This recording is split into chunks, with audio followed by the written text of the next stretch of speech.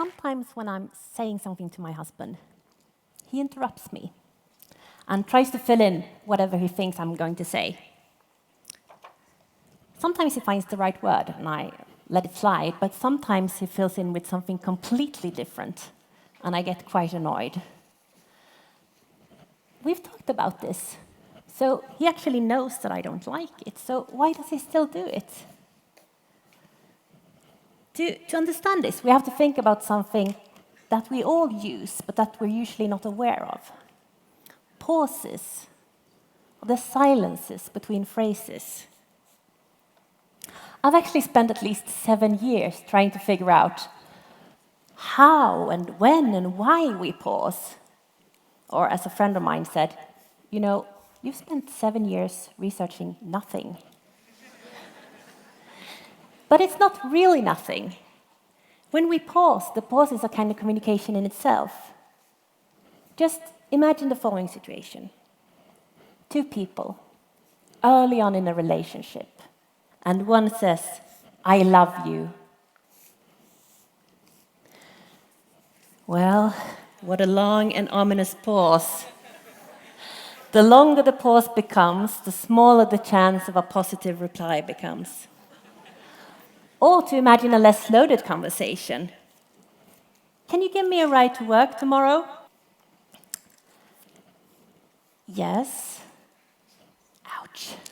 You know, that pause makes you feel that it's really quite a chore to give you a ride to work tomorrow, even though the answer in itself is positive. Also, a long pause in, for example, a telephone conversation will make us believe that there's something wrong with the connection, since we're not getting a reply within the time frame we expected. And this will lead to conversations like, "So, how are you?"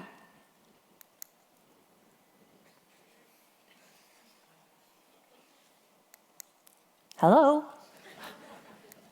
"Oh, I'm here, I'm just thinking."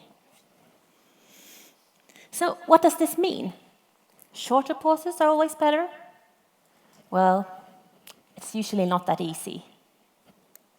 "Do you like my new sweater?" "Yes." Wait. Did that person even stop to look at the sweater? It didn't seem very persuasive, did it?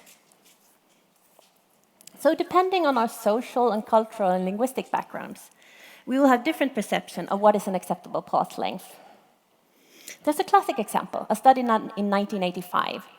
They analyzed the conversation of an English-speaking American and a speaker of Athabascan. And Athabascan is a group of indigenous languages in North America. But they were actually speaking the same language. They were speaking English, but the communication wasn't very successful. You see, the American talked, and then he stopped for a while to see if the Athabascan speaker wanted to talk. No, didn't seem like it. So the American continued, and continued, and meanwhile, the Athabascan speaker was wondering if this American would ever stop long enough for him to get a word in edgewise. You see, the Athabascan speaker needed a longer pause to begin speaking without feeling impolite. He didn't want to interrupt the American. And this complication arose just because of a half a second difference in expected pause lengths. So had the English-speaking American only waited for half a second longer, the Athabascan speaker would have been able to get into the conversation. But, however, we don't have to come from very different backgrounds to experience things like that. Sometimes it's enough to move from the countryside to the city to suddenly feel like you're not really getting into the conversation. You're not really getting your word out. So, pauses are not supposed to be too long and not too short. How on earth are we to know how to hit the perfect pause length? Well, you see, this is where it gets really interesting. We actually try to adapt to the people we're speaking to, adjusting our pauses so that our pauses become longer or shorter depending on who we speak to and in what situation we are. We influence each other so that when one speaker begins to pause for longer periods of time, the other speaker will follow suit. We can imagine that this makes communication easier, since we don't have to worry about pauses being too long or too short. We adjust them subconsciously, without having to think about it. And this ability to adjust our pauses, and the rest of our speech and communication as well, helps us understand each other better, and the conversation flows more easily. But that we do this adjustment subconsciously doesn't mean you cannot influence them. If you find yourself in a situation, much like the English-speaking American I mentioned earlier, filling up awkward silence after awkward silence, try giving your pauses just a gentle stretch. Just half a second or so. This might completely change the conversation. Just a little bit out of your comfort zone. And if you're the other speaker, the one that never gets into the conversation, that never finds a pause that's long enough, well, try signaling to the other person that you're ready to speak, that you do have something to say.